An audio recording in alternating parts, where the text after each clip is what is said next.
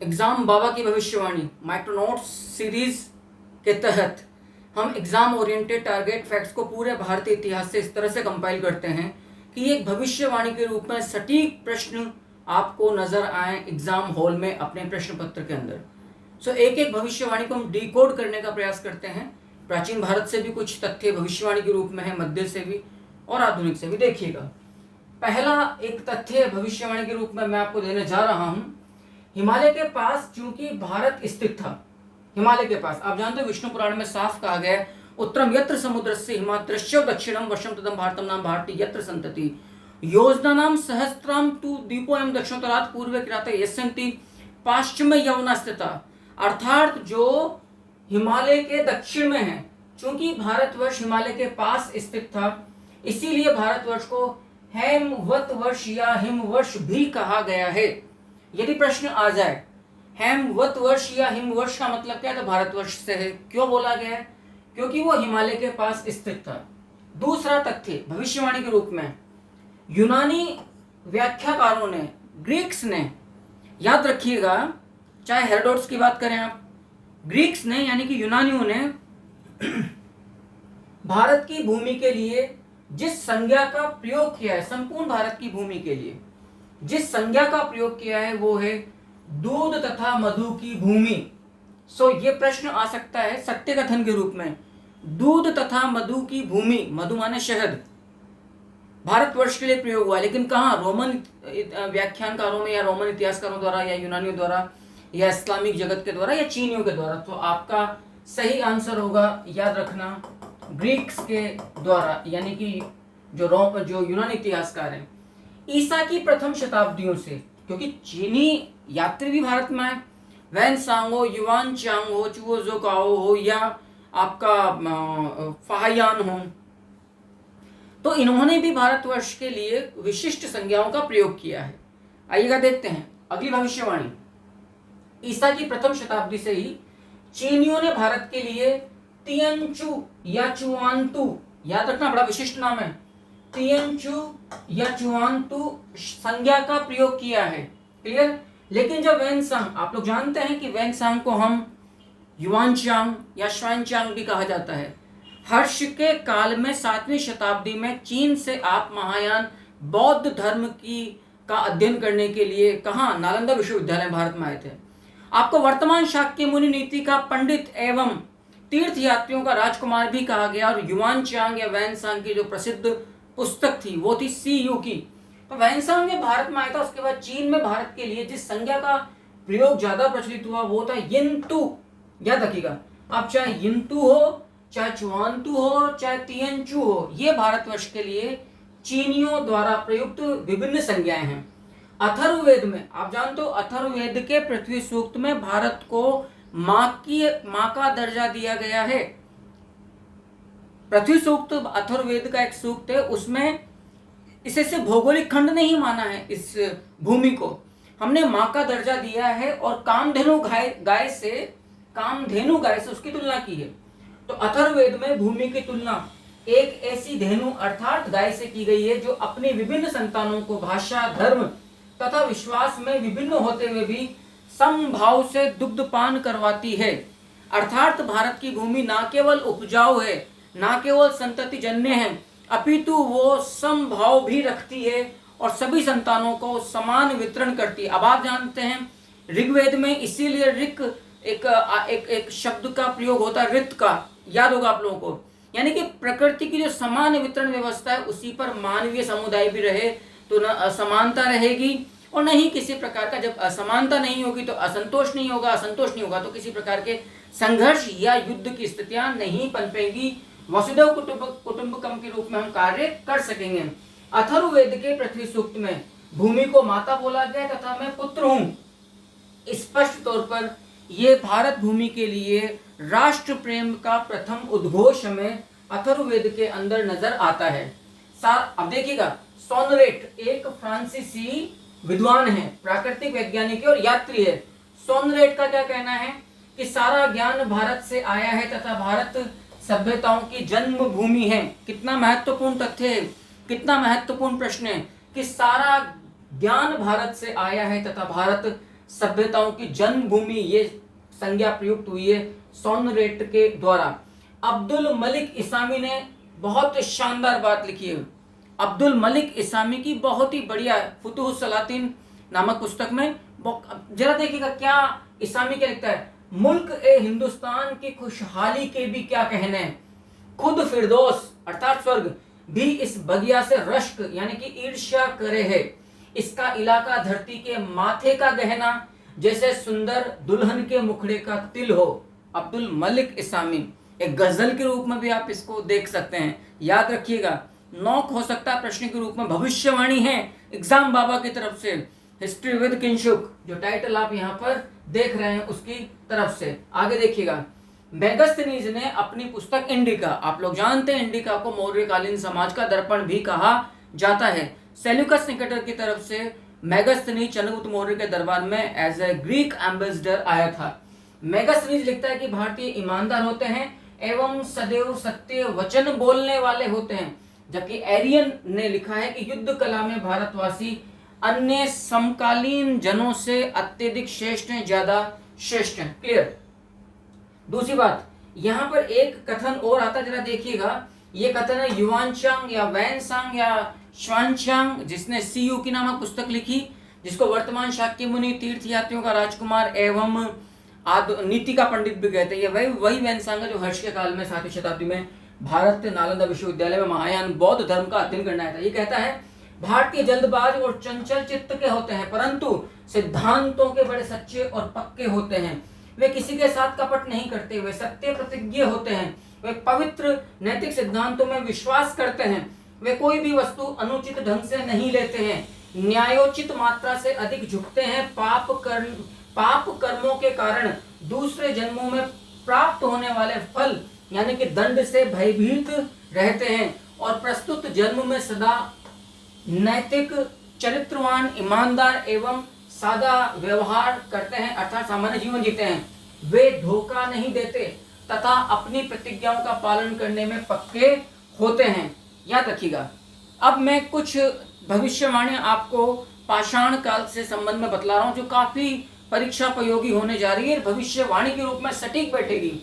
याद रखिएगा, भारत में सबसे पहला मानवीय अस्थि पंजर संपूर्ण भारतीय प्रागैतिहासिक काल में मानव कंकाल ह्यूमन स्केलेटन आपको राजस्थान में बागोर से प्राप्त हुआ है। ह्यूमन स्केलेटन और बागोर ही संपूर्ण भारतीय प्रागैतिहासिक का सबसे बड़ा मध्य पाषाणिक स्थल भी। The largest mesolithic site in entire Indian subcontinent prehistory is Bagor. Clear.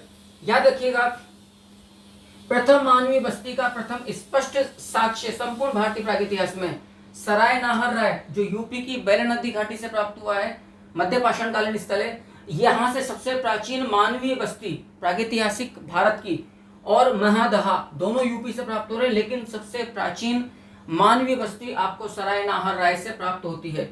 सबसे बड़ा मध्य पाषाणिक स्थल बागोर है, याद रखिएगा। लेकिन सबसे बड़ा नव पाषाणिक स्थल the largest Neolithic site in entire Indian pre history is Mehrgarh, Balochistan से प्राप्त हो रहा है। याद रखिएगा, पूर्व हड़प्पाई काल भी है, लेकिन सबसे बड़ा मध्य पाषाणिक स्थल बागोर है। और यदि मैं यहां पर आपके सामने लिख दूं द लार्जेस्ट नियोलिथिक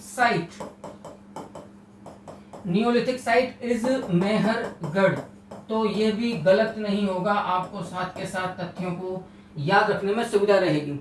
सबसे पुराने मध्य पाषाणिक स्थल, सबसे बड़ा मध्य पाषाणिक स्थल तो बागोर हुआ, लेकिन सबसे प्राचीन में पहला सराय नाहर राय, दूसरा महादहा, जहां से प्राचीनतम मानवीय बस्तियों के साक्ष्य भी प्राप्त हो रहे हैं। प्रथम मानवीय आक्रमण अर्थात युद्ध का भारतीय प्रागैतिहासिक में साक्ष्य सराय नाहर राय से प्राप्त कंकाल है, जिसके स्केलेटन में आपको एक नुकीला तीर चुभा हुआ मिला है। इस बात को याद रखिएगा। भारतीय प्रागैतिहासिक में पहली बार तीर कमान यानी कि धनुष का प्रयोग भी आपको मध्य पाषाण काल से ही प्राप्त होता है। ये सराय नाहर राय वाला ही मामला है जो युद्ध का साक्ष्य भी माना जाता है। याद रखिएगा, भारतीय प्रागैतिहासिक में पहली बार मध्य पाषाण काल में ही शवाधान यानी कि दफन प्रक्रिया के साक्ष्य प्राप्त होते हैं, एवं इस हेतु ग्रेव या कब्र निर्माण के साक्ष्य भी हमें मिलते हैं। यह भी काफी महत्वपूर्ण भविष्यवाणी है। काफी महत्वपूर्ण परीक्षा उपयोगी तथ्य हैं जो सटीक भविष्यवाणी के रूप में सहज सरल ल्यूसिड लैंग्वेज में डिकोड आपके सामने किए जा रहे हैं। तो इन चीजों का लुत्फ उठाइए, मैटर लिखिए, अधिक से अधिक लोगों को जोड़िए। आप लोगों का प्रयास, जरा सा प्रयास मेरे द्वारा कठोर मेहनत के रूप में आपको मंजिल तक पहुंचा देगा। भारतीय प्रागैतिहासिक से पहली बार लकड़ी की डोंगी यानी कि छोटी नाव के साक्ष्य भी हमें पहली बार मध्य पाषाण काल से ही मिलते हैं। भारतीय प्रागैतिहासिक से प्राचीनतम सूक्ष्म उपकरण यानी कि प्राचीनतम माइक्रोलिथ टूल्स जो कि मध्य पाषाणिक काल की सबसे विशिष्ट पहचान है। आपको ज्वालापुरम आंध्र प्रदेश से इसकी माइक्रोलिथिक टूल्स की फैक्ट्री या वर्कशॉप प्राप्त होती है, ज्वालापुरम 9 एरिया से। क्लियर है। युगल शवाधान का प्रथम साक्ष्य संपूर्ण भारतीय प्रागैतिहास के अंदर युगल शवाधान का प्रथम साक्ष्य आपको महदहा यूपी से प्राप्त होता है, जहां 2 व्यक्तियों को एक साथ एक कब्र में दफनाया गया है। मैं हड़प्पाई काल की बात करूं तो कालीबंगा से 1 युगल शवाधान और लोथल से 3 युगल शवाधानों का मिलना, ऐसा कुछ इतिहासकारों का वर्ग कहता है कि ये हड़प्पा सभ्यता के अंदर सती प्रथा के साक्ष्य के प्रचलन के प्रतीक हैं, जो मेरे हिसाब से तथ्यों को ज्यादा ही तोड़ना मरोड़ना जैसा है। सती प्रथा का हमें कोई साक्ष्य नहीं मिलता। पहली बात, सती प्रथा के लिए चिता अग्नि की आवश्यकता होती, दफन नहीं। पहली बात तो यहीं पर आप समझ लीजिएगा। तो युगल शवाधान का संपूर्ण भारतीय प्रागैतिहास के अंदर प्रथम साक्ष्य आपको यूपी में मध्य पाषाणिक स्थल महदहा से प्राप्त होता है। 4 मानव कंकाल बागोर में, जैसा कि अभी हमने देखा, सबसे प्राचीन मानवीय कंकाल हमें बागोर से ही प्राप्त हो रहे हैं, जहां से हमें 4 मानवीय कंकाल, 14 मानव कंकाल लंगनाज, ये सारे के सारे याद रखना मीजोलिथिक साइट्स हैं। मीजोलिथिक साइट्स का मतलब मध्य पाषाणिक स्थल हैं। तो 4 मानव कंकाल बागोर से, 14 मानव कंकाल लंगनाज से, लंगनाज और सरायनाहार है। लंगनाज गुजरात से है। 17 नरकंकाल लेखैया यूपी से और 41 मानव शवाधान दमदमा यूपी से। आप सोचिएगा 41 मानव शवाधानों का मिलना छोटा मोटा मामला नहीं है। ये मध्य पाषाणिक स्थल दमदमा है। नरबक्षी निवासी लंगनाज गुजरात के माने गए हैं। कौन सा काल? मध्य पाषाण काल। अब याद रखिएगा, लंगनाज गुजरात से आपको एक ऐसी कब्र प्राप्त हुई है जिसके अंदर फ्लैक्स्ड ब्यूरियल से मिल रहे हैं। What does mean of फ्लैक्स्ड burial? मुड़ी हुई टांगे वाला शवाधान, जिसमें जो कंकाल है वो दाहिनी करवट में लेटे हुए हैं। और कुल ऐसे आपको 13 मानव कंकाल मिले। 13 मानव कंकाल जो राइट साइड दाहिनी करवट में लेटे हुए हैं, जिनकी टांगे मुड़ी हुई है, विच इज फ्लैक्स्ड ब्यूरियल्स। दंत रोग के दंत क्षरण के, याद रखना, दंत रोग या दंत क्षरण के सबसे प्राचीन साक्ष्य लंगनाज से मिले हैं। जबकि डेंटिस्ट्री, संपूर्ण भारतीय प्रागैतिहास में दंत चिकित्सा के प्राचीनतम साक्ष्य आपको मेहरगढ़ से मिलते हैं। संपूर्ण भारतीय प्रागैतिहास में ट्रिपेनेशन या ट्रिपेनिंग, कपाल छेदन नामक शल्य चिकित्सा, हेड सर्जरी के प्राचीनतम साक्ष्य आपको नव पाषाणिक स्थल बुर्जाहोम से मिलते हैं। अंतर समझिएगा। और दंत रोग के प्राचीनतम साक्ष्य मध्य पाषाणिक स्थल लंगनाज से, जबकि दंत चिकित्सा के प्राचीनतम साक्ष्य नव पाषाणिक स्थल मेहरगढ़ से।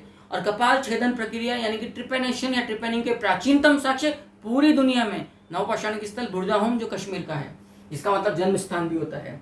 कुछ और तथ्यों को देखिए। मैं उम्मीद कर रहा हूँ आपको आनंद आ रहा होगा। ये सेशंस आपके लिए बड़े फ्रूटफुल होने जा रहे हैं। याद रखिएगा, ब्राह्मण भी हूं लेकिन ज्योतिषी नहीं हूं, पर हाँ अपने इतिहास के अनुभव के आधार पर भविष्यवाणी करने में पूर्णतया सक्षम हूं। सटीक अचूक बाण के रूप में परीक्षा में आपको मिलने जा रहे हैं। और मैं दोबारा बोल रहा हूँ, डाइवर्सिटी वाले क्वेश्चंस हैं जो कि विभिन्न एरिया से कंपाइल किए गए इंडियन हिस्ट्री के। आगे देखिएगा अगली भविष्यवाणी।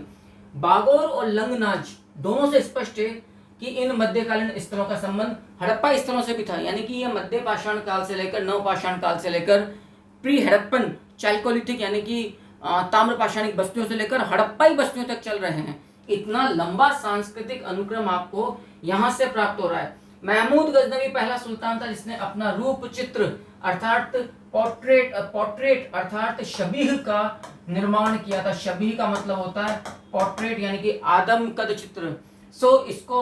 इसका श्रेय आजम के पहले सुल्तान, जो अपने आप को बुत शिकन कहता है, जो अपने आप को इस्लाम का योद्धा कहता है, जो अपने आप को गाजी, काफिरों के नाशक के रूप में भी अपने आप को कहना पसंद करता है, महमूद गजनवी पहला सुल्तान था जिसने अपना रूप चित्र शबीह यानी कि आदम कद पूरा चित्र खड़े पोस्चर का इसे तैयार किया है।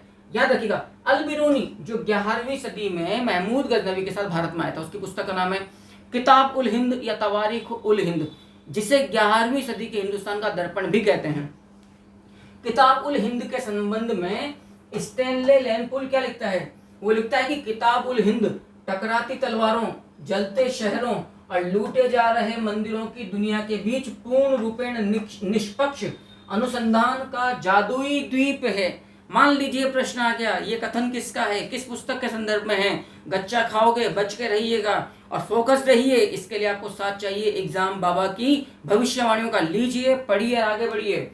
तो किताब उल हिंद के बारे में इतनी शानदार कोटेशन स्टैनले लैनपूल के बारे में कही गई। ये वही स्टैनले लैनपूल है जिसने हुमायूं के लिए कहा था कि हुमायूं का सारा जीवन लड़खड़ाता, गिरता पड़ता रहा, लड़खड़ाते हुए उसकी मौत होती है शहर दीनपना, जो शहर मंडल वाला एरिया था दिल्ली से, वहां से। क्लियर? किताबुल हिंद के कई सारे नाम हमें प्राप्त होते हैं। किताबुल हिंद का हमें एक नाम, विशिष्ट नाम हमें क्या प्राप्त होता है? जो किताबुल हिंद या तवारीख उल हिंद जो अल बिरूनी की पुस्तक है, तारीख ए हिंद, तहकीक ए हिंद, मिन मकाला। मिन मकाला, अब आप सोचिएगा कितने महत्वपूर्ण, कितना मेहनत लगती है इस तरह के मैटर्स को कंपाइल करने में। मिन मकाला भी बोला गया किताबुल हिंद नामक पुस्तक को, याद रखिएगा। किताबुल हिंद के अंदर, ये बात भी आपको समझना होगा, किताब उल हिंद के अंदर सर्वाधिक वर्णन खगोल शास्त्र का हुआ है, कॉस्मोलॉजी, वाह सॉरी एस्ट्रोलॉजी, बहुत बड़ी बात है। तो खगोल शास्त्र का इसमें सर्वाधिक वर्णन हुआ है। अल बिरूनी ने दक्षिण भारत के राज्यों के विषय में कुछ नहीं लिखा है, जबकि समकालीन राजनीतिक जीवन पर भी उसने बहुत कम प्रकाश डाला है। मैं उम्मीद करता हूं कि इस सेशन में वीडियो के जरिए जो जानकारियां आपको दी गई हैं वो काफी आपको रोचक और परीक्षा उपयोगी लगी होगी। यदि आप इसी तरह की जानकारियां और चाहते हैं, निरंतर चाहते हैं, तो प्लीज चैनल को सब्सक्राइब कीजिए, लाइक कीजिए, शेयर कीजिए। Thank you very much.